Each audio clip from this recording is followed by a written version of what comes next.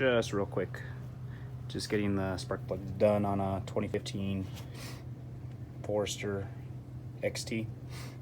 It's not I'm not breaking down, exactly how to do it, but just a quick review on it. But yeah, these are the tools that I needed.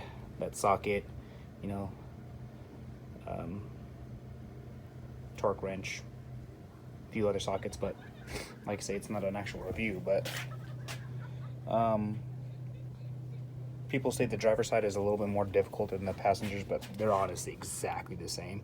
I mean, you pull out your battery and everything, and you have access to those two.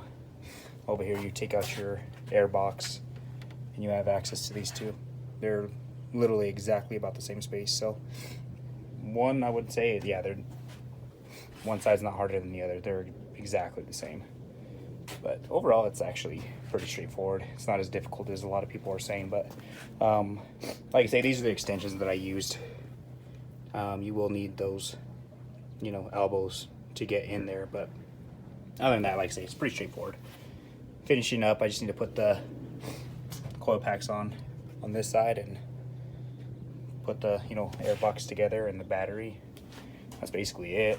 But yeah, like I say, it's not as difficult as some say. So yeah, that's the tools that I used to get it done. So yeah, thanks for watching.